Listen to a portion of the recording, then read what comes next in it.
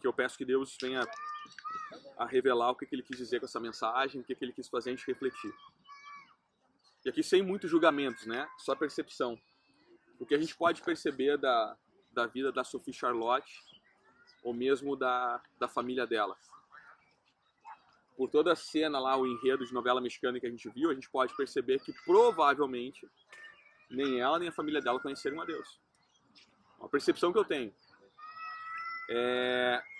Mesmo eles morando num império que há várias décadas antes foi o berço da Reforma Protestante.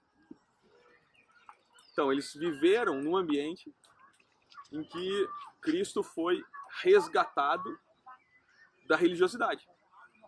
Essas pessoas aqui que a gente vê nessa novela mexicana que eu contei, vivenciaram isso. Essas gerações que participaram dessa novela mexicana vivenciaram isso. Mas aparentemente, muito provavelmente, eles não conheceram a Deus, infelizmente. Isso a gente pode perceber através daquela história que eu falei das tentativas de arranjar um casamento com segundas intenções. A questão que a gente tem que ser sensível é que, ok, até fazia parte da cultura, do hábito, durante muitos séculos, se arranjar casamento com fins políticos, com fins militares, com fins econômicos. A gente sabe que isso era, de certa forma, um hábito, um costume, uma cultura. Só que a gente também viu na célula passada que nem todo hábito, nem todo costume, nem toda cultura deve ser eternizado. Porque se tem alguma coisa que vai contra um princípio básico de Deus, então a gente tem que repensar, ver se isso realmente deveria ser eternizado. Então é por isso que a gente entende, na minha percepção entendo, que esses arranjos de casamento, que a gente viu na história da Sophie Charlotte, não está perfeitamente alinhado com o conceito de família de Deus. Como a gente viu, eu falei para vocês, ela morreu aos 36 anos. O marido dela morreu aos 56. Então vou explicar de novo. Naquela época, naquele século, se morria antes, se morria cedo. Só que ela morreu muito mais cedo. Se as mulheres vivem mais e o marido morreu com 56 e ela com 36, ela tinha pelo menos mais 20 anos de vida. Até a vida dela ser ceifada. Uma vida afastada de Deus pode, infelizmente, ser ceifada antes do tempo, precocemente. Pior que isso, pode ser que não dê tempo. Como eu falei no título da célula de hoje, título da palavra, pode ser que não dê tempo de jogar o segundo tempo e ter uma chance de alcançar a vitória em Cristo. Vai viver só uma etapa da vida. E pode ser que naquela etapa, essa pessoa não tenha tido a chance que ia trazer ela para Deus. Mas a pergunta que eu quero fazer, a primeira pergunta de hoje, mas e se você e eu levarmos uma vida com Deus? Para onde isso vai nos levar? Será que a gente vai também só jogar o primeiro tempo da partida? Ou será que a gente pode jogar o segundo tempo até encontrar a vitória em Cristo? Vou pedir para alguém ler para a gente 3 versículos. Eles estão em Gênesis capítulo 5, de 21 a 24. Gente, é difícil de achar, né? Gênesis capítulo 5, 21 a 24.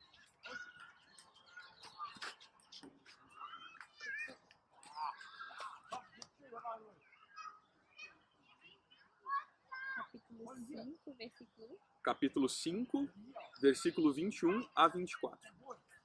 Quando Enoque tinha 65 anos, o seu filho Matusalém nasceu. Depois disso, Enoque viveu em comunhão com Deus durante 300 anos e foi pai de outros filhos e filhas. Enoque viveu 365 anos.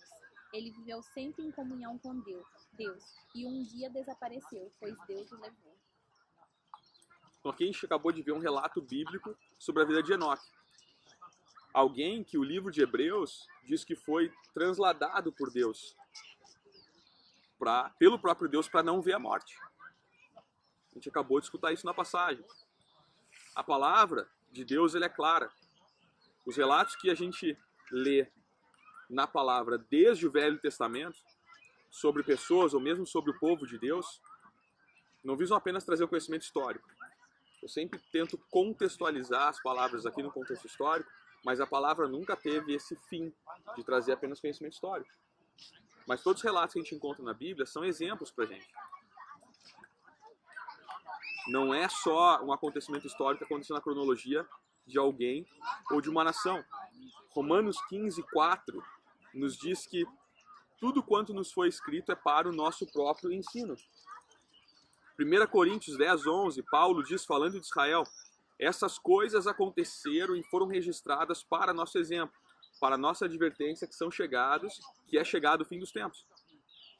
Então a gente precisa reconhecer que Deus não queria que a gente só tivesse informação a respeito de Enoque, mas que a gente pudesse aprender com pessoas assim como foi Enoque. No caso dele, lições de alguém que jogou todos os campeonatos e foi promovido. E aqui, por que eu estou falando de jogou todos os campeonatos? Porque eu quero fazer o paralelo com o título da mensagem. A gente viu que a Sophie jogou a primeira etapa só da vida dela. 36 anos. Enoque viveu centenas de anos. Ele viveu tudo que ele tinha para viver. Mais do que isso, ele viveu segundo o coração de Deus e foi promovido. Ele deixou de ser um jogador aqui no campo. Ele foi alguém que Deus tomou da terra, tomou para si.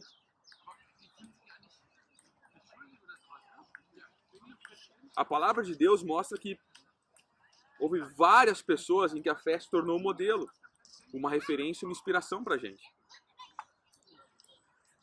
Mas, para que a gente possa respeitar e imitar alguém, o conselho bíblico é que a gente olhe para o fim da vida dessa pessoa. Não para o início, não para o meio, mas para o fim. Quando a gente olha para o fim da vida de Enoque, a gente viu que Deus arrebatou ele. Falou, esse cara é tão bom jogador, quero que ele jogue no meu time aqui em cima. Eu quero que ele seja um dos meus santos aqui comigo. Só que se a gente olhar para o início, pode ser que a gente se engane. A gente pode olhar, por exemplo, para Salomão. Salomão é o típico exemplo que começou muito bem. Se a gente olhar para o início da vida de Salomão e querer imitar o resto da vida dele, onde é que a gente vai parar? A gente vai parar dentro da idolatria, dentro da poligamia. Salomão ele começou muito bem. Tanto que ele virou o rei mais próximo da história de Israel, porque ele começou muito bem. Só que olha para o final da vida de Salomão. Muito diferente do final da vida de Enoque. No caso de Enoque, ele vive muito bem e termina melhor ainda. Quem aqui de nós não gostaria de ser arrebatado por Deus, sem ter que experimentar a morte? Pode ser que o relacionamento de Enoque com Deus se tornou tão intenso que Deus não conseguia mais esperar a ordem natural das coisas, os eventos naturais da vida. Ele falou, cara, não aguento mais esperar o Enoque passar esses séculos e vir morar comigo. Eu quero ele comigo aqui, hoje, agora. Ele é minha criatura, eu vou trazer para ele. E isso mostra que sim, provavelmente, o relacionamento que eles tinham era muito intenso. O nome de Enoque significa dedicado. O nome em hebraico significa dedicado. Isso fala algo que todos nós, cada um de nós aqui precisa imitar. A primeira lição que a gente aprende, então, como eu falei, é Enoque andou com Deus. É isso que aquele trecho fala. Enoque andou com Deus. E Deus tomou ele para si.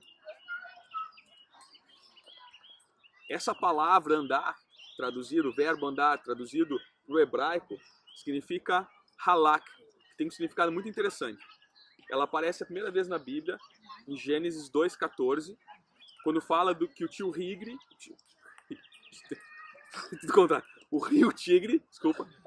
o rio Tigre corre pela Síria. Essa expressão que corre é que ele flui. Então, os significados da palavra halak, além de andar, é fluir. É muito interessante essa ideia de fluir junto. A Bíblia, ao falar de um rio, ela não fala apenas dele em movimento, mas fala de um rio que flui exatamente pelo seu leito, exatamente como Deus desenhou para que fluísse. Há uma harmonia, um trilho pré-estabelecido para que as águas desse rio fluam. Essa palavra halak, além do significado de fluir junto, ela aparece na Bíblia também, não apenas com a ideia literal de andar, mas outro significado que essa palavra implica na Bíblia é seguir. Enoque decide então andar com Deus. Mais que isso, se a gente for ver outro significado dessa palavra, como eu falei, ele também decide fluir junto a Deus. Outro significado que ela poderia ter, em português, ele decide seguir ao Senhor. Ele decide pisar exatamente as pegadas que Deus deixou com a sua palavra, num sentido figurado. Assim como o Novo Testamento nos fala a mesma coisa a respeito de seguir Jesus. Em 1 João 2,6, a Bíblia diz que a gente tem que andar como ele andou. Em 1 Pedro 1,21, a Bíblia diz que ele nos deixou exemplos a fim de que a gente siga as suas pegadas. Portanto, a gente é inspirado a reproduzir o comportamento de Enoque. A Bíblia fala de outras pessoas que andaram com Deus também. Gênesis 6,9, a gente vai ler a respeito de Noé. Noé foi o homem que andou com Deus. Ele não foi arrebatado como Enoque. Só que Noé foi o homem que Deus usou para fazer o restart da terra. Deus desistiu de todo mundo na terra, menos de Noé. Por que isso? Porque Noé andava, fluía com Deus, seguia a Deus. Em Gênesis 24:40, Abraão diz: o Deus em cuja presença eu ando. É isso que Abraão fala. E Abraão foi quem Deus escolheu para gerar o povo dele próprio, do próprio Deus. Em Gênesis 48:15, Jacó, se referindo ao seu pai Isaac, seu avô Abraão, diz o seguinte: o Deus em cuja presença andaram meus pais. E Deus usou Jacó para trazer as 12 tribos de Israel.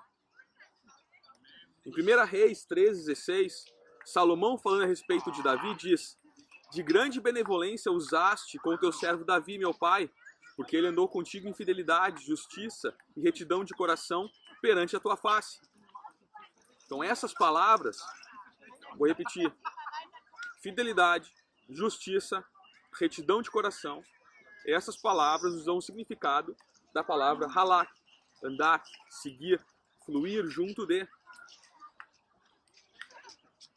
Em 1 Reis 14:8, agora Deus testemunhando, Deus falando a respeito de Davi. Deus diz assim: Davi, meu servo, que guardou os meus mandamentos e andou após mim de todo o seu coração para fazer somente o que parecia reto aos meus olhos. É assim que Deus fala de Davi. E Deus transforma Davi no maior rei da história de Israel. O Novo Testamento interpreta isso com uma outra frase. E essa frase vai ser o segundo ponto que a gente vai trabalhar na célula hoje. A Bíblia diz que Enoque agradou a Deus. Então tinha lá halak, os significados que a gente falou. E agora a gente vai para um segundo aspecto da vida de Enoque. Porque a Bíblia diz que Enoque agradou a Deus. Isso está lá no Novo Testamento. Ou seja, ele alcançou o testemunho, ele alcançou algo que a gente na vida deveria tentar alcançar todos os dias, que é agradar a Deus. Então a gente pode dizer que isso não é só uma interpretação de andar com Deus, mas seguramente a gente pode dizer que isso é o resultado. No livro de Judas 1,14, há uma referência de Enoque ter profetizado. O que significa que ele se dispôs não apenas a obedecer a Deus, mas o coração de Enoque era tão próximo do coração de Deus que Enoque passou a captar a essência de Deus. Enoque começou a bater pelo coração de Deus, o coração de Enoque começou a bater pelas mesmas coisas que batiam o coração de Deus. João 8,29, a gente lê Jesus falando a respeito do Pai. Jesus diz assim: eu faço tudo o que lhe agrada. 2 Coríntios 5,9, Paulo diz: nós nos esforçamos para lhe ser agradáveis. Hebreu 12,28, a Bíblia diz: tendo nós recebidos um reino inabalável, retenhamos a graça, por meio da qual sirvamos a Deus de modo agradável e com santo temor. E aqui eu não preciso repetir, mais uma vez, sem fé não tem como a gente agradar a Deus. Quem está na carne não agrada a Deus. 1 Tessalonicenses 4,1, Paulo diz: finalmente, irmãos, eu exorto e testifico no Senhor a respeito da forma como vocês devem viver e agradar a Deus.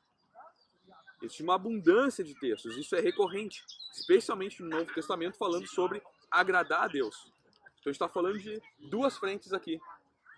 Andar com Deus e agradar a Deus. Por quê? Porque também há uma diferença em ser amado por Deus e agradar a Deus.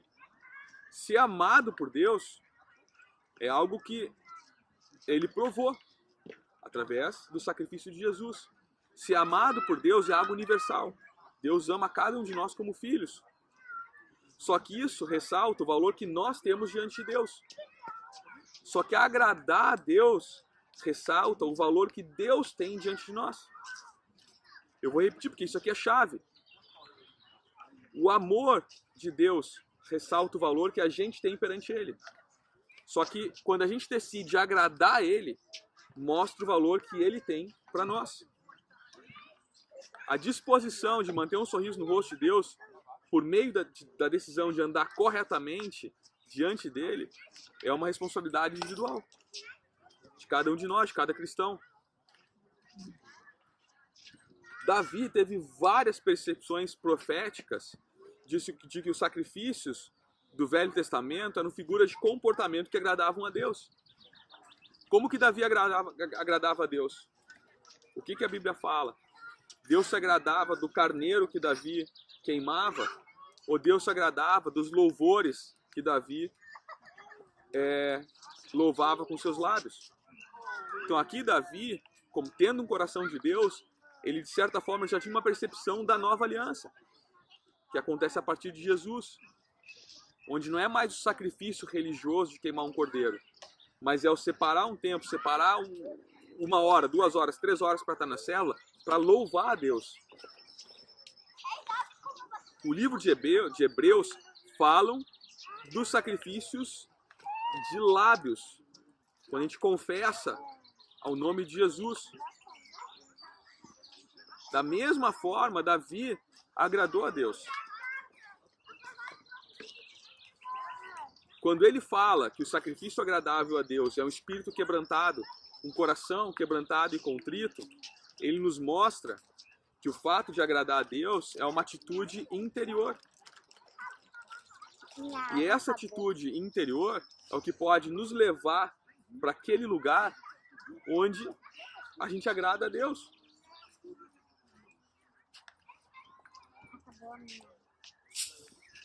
Essa é a mesma razão que leva o apóstolo João a dizer na sua primeira epístola, assim: amados, se o coração não nos acusar, temos confiança diante de Deus, e aquilo que pedimos dele recebemos, porque guardamos os seus mandamentos e fazemos diante dele o que lhe é agradável. Eu vou repetir, isso aqui é outra questão chave. Se o coração não nos acusar, está com a consciência limpa, temos confiança diante de Deus, nossa fé é inabalável, e aquilo que pedimos recebemos dele, porque guardamos os seus mandamentos e fazemos diante dele o que lhe é agradável. Ou seja,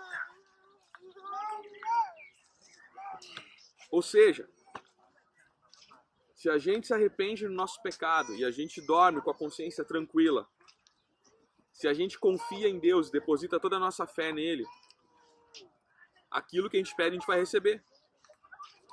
Mais que isso, se a gente guardar, por fim, os mandamentos e fazer diante dele aquilo que lhe agrada, a gente vai chegar naquele lugar, onde vai representar o quão importante ele é pra gente.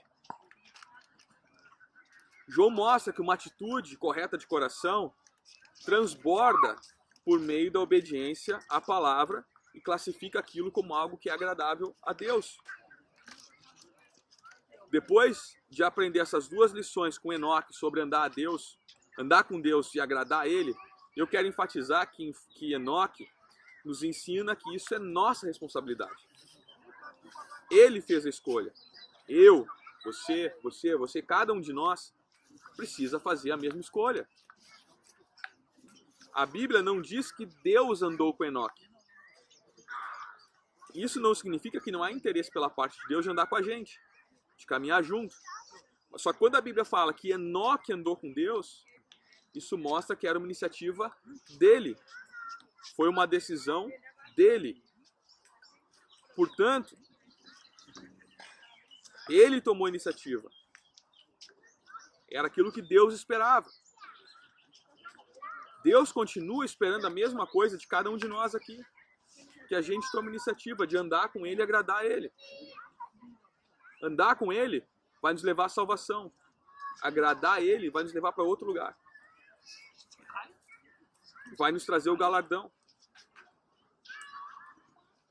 É interessante a gente observar que pessoas que olharam para outras e falaram: como é bonito ver quando uma pessoa anda com Deus, quando a pessoa agrada a Deus. Eu queria que isso acontecesse na minha vida também. E as pessoas têm esse sentimento como se isso fosse algo que fosse acontecer naturalmente, automaticamente. Não é o caso. Essa é uma escolha que a gente precisa fazer. Se a gente quer andar com Deus e agradar a Ele, depende de nós. A gente precisa perseguir isso como um propósito para a nossa vida. A nossa decisão é que vai provocar esse efeito. Isso não significa que Deus também não ande junto. A expressão andar, em hebraico, halak, como eu expliquei antes, também aparece para Deus. Gênesis 3:8, a gente lê que Deus, vindo ao encontro de Adão e Eva, usava a palavra halak para descrever aquela caminhada de Deus na direção de Adão e Eva. Em Êxodo 13:21, a Bíblia diz que o Senhor ia adiante deles, israelitas, usando a mesma expressão, halak. Em Levítico 26:12, Deus diz: eu andarei no meio de vós, serei vosso Deus e vós sereis o meu povo. Todos esses termos, no hebraico original, são halak. Falam do andar com Deus, fluir com Deus, seguir a Deus. Só que a gente precisa entender que a responsabilidade, vou repetir mais uma vez, de tomar a iniciativa é nossa. A gente não pode esperar que Deus nos siga. Ele é o Criador. A gente é que deve seguir a Deus. Para terminar, alguns versículos ressaltam a nossa responsabilidade. Provérbios 16:17 diz: se os caminhos são agradáveis ao Senhor, Ele faz com que até seus inimigos vivam em paz com Ele. Romanos 12:1, eu decido oferecer ou não meu corpo em sacrifício. É por isso que a Bíblia diz: ofereça seu corpo como sacrifício vivo, santo e agradável ao Senhor. Efésios 5:10, eu tenho que descobrir o que agrada a Deus. A Bíblia diz: tratando de descobrir o que é agradável ao Senhor. Isso tudo coloca a responsabilidade nos nossos ombros. De onde que a gente tem que refletir hoje, ao ir para casa, ao se deitar, ao conversar com os nossos cônjuges, ao conversar eventualmente com os nossos pastores, nossos líderes no Brasil. Eu já decidi de fato o halak com Deus. Eu decidi de fato andar com Deus, fluir com Ele, seguir a Ele de fato. Será que eu posso me comparar de alguma forma a Enoque, com a intensidade que Enoque decidiu seguir, fluir e andar com Deus? Será que eu decidi ir além da salvação e eu decidi agradar a Deus? A salvação não vem pelo fato de eu agradar a Deus, a gente não pode confundir isso. Se a gente concluir dessa maneira, a gente elimina, destrói, reduz a obra da cruz. O que nos traz a salvação foi a obra na cruz. Abre as portas, aí a gente decide andar com Deus. O agradar a Deus é algo mais. O agradar a Deus é aquilo que vai fazer, quando a gente estiver entrando nos céus, Ele vai nos chamar pelo nome. Gabriel agradando a Deus, vai falar: Gabriel, vem. Vai ser chamado pelo nome. Essa é a diferença. A salvação veio com andar. Mas se eu particularmente quero ser chamado pelo meu nome. Eu quero receber, a gente falou sobre galardão disso, poucos dias atrás. Eu quero receber o meu galardão. O meu galardão vem através das obras que eu faço para agradar o coração de Deus. A gente também falou disso já. Qual é a motivação da obra? Se a motivação da obra é para aparecer para os outros, a obra não vai passar pela prova do fogo e eu não recebo galardão. Agora, se a minha obra foi a razão de eu fazer a obra, o motivo, a minha motivação foi agradar a Deus, então eu vou receber galardão. Então aqui a gente está vendo a diferença entre andar com Deus, ser salvo, e agradar a Deus, receber um galardão. Quem de nós aqui, respondendo para a gente mesmo, quem de nós aqui tem certeza que está agradando a Deus como deveria agradar? Quem de nós aqui consegue ter certeza absoluta que está, inclusive, apenas andando com Deus como deveria andar? Qual é o pecado que está escondido? Qual é a raiz de pecado que está na minha vida? Que vai me travar e eu não vou conseguir seguir a Deus. Ou eu vou ser um retardatário. Que pode ser que eu chegue a tempo, pode ser que não. Pode ser que eu jogue só o primeiro tempo, como a Sophie Charlotte jogou. Ou pode ser que eu até consiga entrar para o segundo tempo. E aí ter a chance da vitória, da salvação. Quem de nós aqui consegue hoje se apresentar diante de Deus e falar: Deus, eu sei que você vai me chamar pelo nome. Deus, pode passar todas as minhas obras pela prova do fogo. Quem de nós? Eu não posso. Eu preciso me arrepender todos os dias pelos meus pecados. E eu preciso todos os dias rever a motivação que eu tive no meu coração para fazer cada coisa por Deus, ou pior ainda, a motivação que estava no meu coração para eu fazer outras coisas e não as coisas de Deus. Então, se tem mais alguém aqui comigo nessa situação, a gente precisa dobrar os nossos joelhos, a gente precisa se arrepender de verdade, a gente precisa liberar o perdão, a gente precisa pedir perdão, a gente precisa tirar a raiz do pecado da nossa vida e a gente precisa começar a colher os frutos vindos do Espírito Santo de Deus.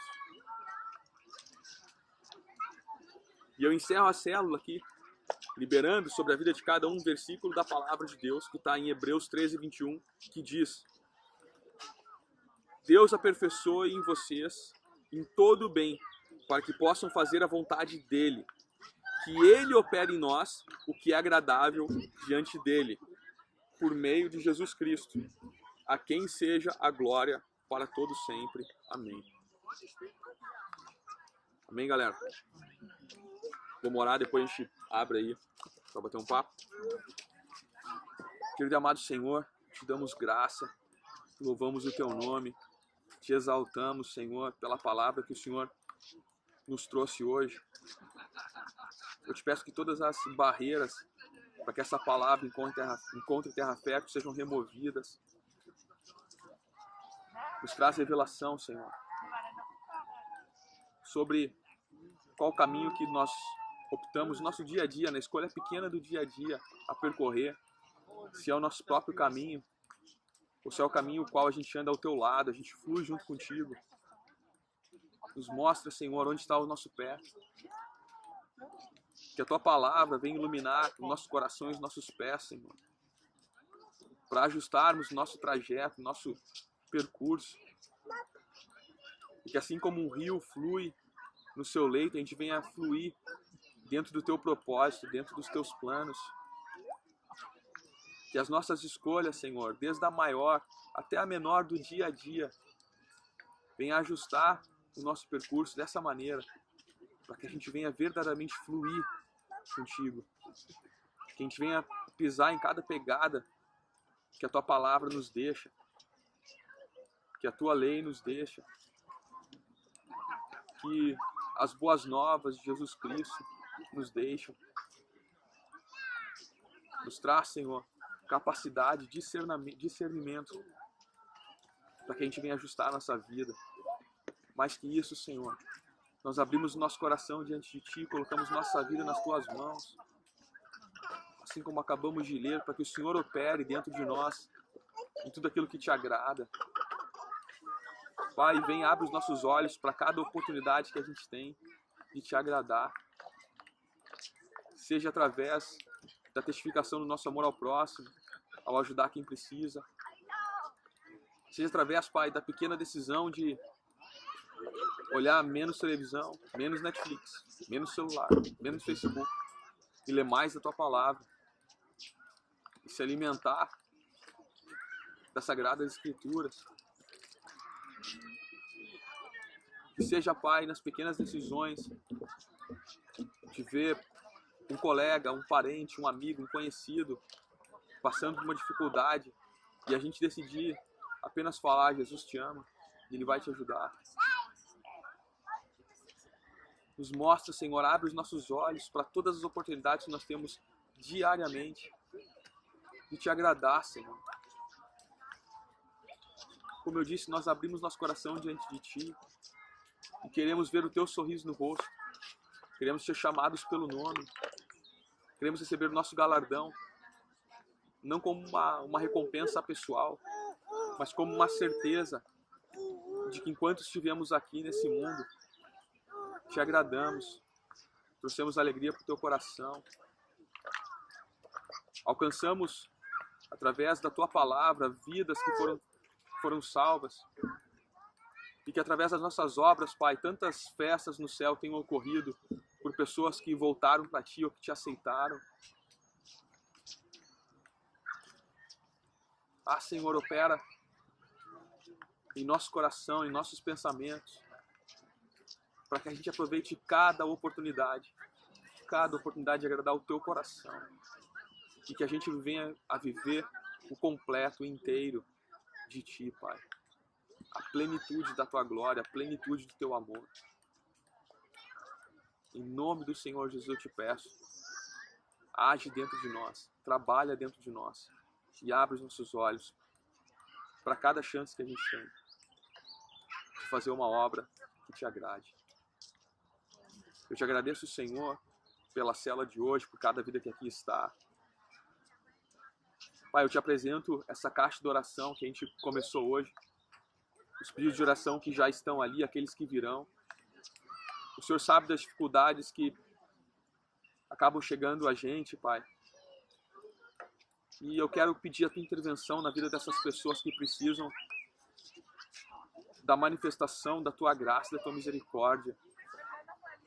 Eu quero pedir a Tua intervenção, Senhor, no cenário da vida de cada uma, onde no coração brote a semente do Teu amor, brote a fé, que o Senhor está lá, segurando pela mão, e que o Senhor vai alimentar, física e espiritualmente, que o Senhor vai amparar, que o Senhor vai cuidar dos pensamentos, dos medos, dos receios. Eu Te peço a Tua intervenção, Senhor, em cada vida, em cada lar. Em nome do Teu Filho Jesus Cristo eu Te peço, tem misericórdia, alcança com a Tua graça, o Teu amor, a Tua bondade, benignidade. Cada pessoa que nesse momento está precisando ouvir a Tua voz e ter o seu coração, seus pensamentos acalmados, afagados por Ti, Senhor. Eu intercedo por cada vida em nome do Teu amado Filho Jesus Cristo. Te apresento, Senhor, a nossa comunhão, os alimentos que aqui vamos compartilhar. Te peço que o Senhor os santifique, os purifique, e que a gente venha até agora um momento maravilhoso, entre amigos, sem sair da Tua presença. Te entrego assim esse momento, pedindo que os Teus anjos nos acompanhem aqui, de volta aos nossos lares, em nome do Senhor Jesus. Amém e amém. Amém, galera. Glória a Deus.